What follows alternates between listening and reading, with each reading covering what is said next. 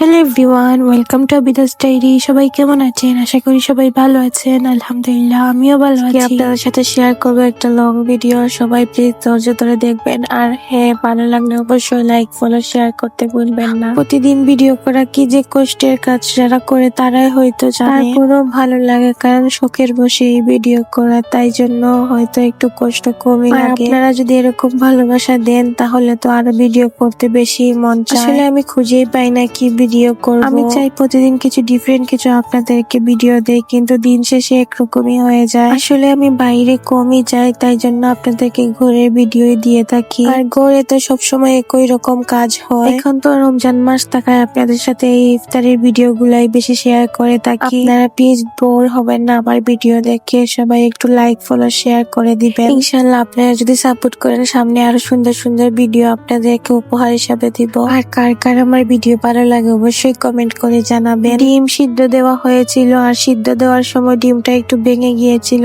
তাই জন্য এরকম পেঁয়াজের মধ্যে দিয়ে ডিমটাকে ফ্রাই করা হবে। এই ভাঙা ডিমের রেসিপিটা কিন্তু আমার আম্মুই ট্রাই করেছে, আপনারাও ট্রাই করে দেখতে পারেন। পেঁয়াজের উপরে পেঁয়াজ দেওয়া, পেঁয়াজটা খেতেও কিন্তু অনেক ভালো লাগছে, আপনারা ট্রাই করবেন একদিন। আর ইফতারির জন্য সবসময় তো বেগুনি, পেঁয়াজ, আলুর চপ অনেক কিছুই বানানো হয়। আজকে শুধু আলুর চপ আর বেগুন চপ বানানো হয়েছিল।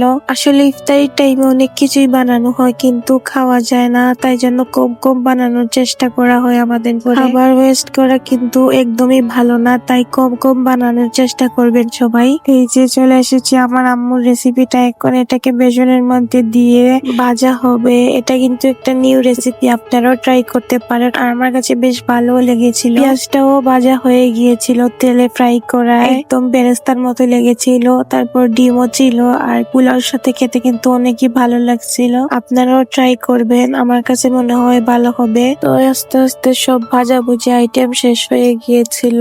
আমি আমার মতো করে আলুর চপ বানাই, আর আম্মু আম্মুর মতো করে আলুর চপ বানিয়ে থাকে। হঠাৎ মাথায় ভূত চাপলো যে ডিটক্স ওয়াটার বানাবো, তাই জন্য এখানে বিটরুট, গাজর আর শসাকে পাতলা স্লাইস করে কেটে নিয়েছি। সাথে পুদিনা পাতাও নিয়েছিলাম। তারপর এগুলাকে স্লাইস করে কেটে নিয়েছি সুন্দর মতো। তারপর আমি বোতলে এগুলা ঢুকিয়ে নিয়েছি। আপনাদের কাছে যদি ওয়াটার বোতল থাকে ওইটাতে নিতে পারেন, আমার কাছে ছিল। তারপর আমি বোতলে নিয়েছি, তারপর পরিমাণ মতো পানি নিয়েছি। তো এটার রেজাল্ট আমি পরে জানাবো। তো আজকে এই পর্যন্ত, সবাই ভালো থাকবেন, আল্লাহ হাফেজ।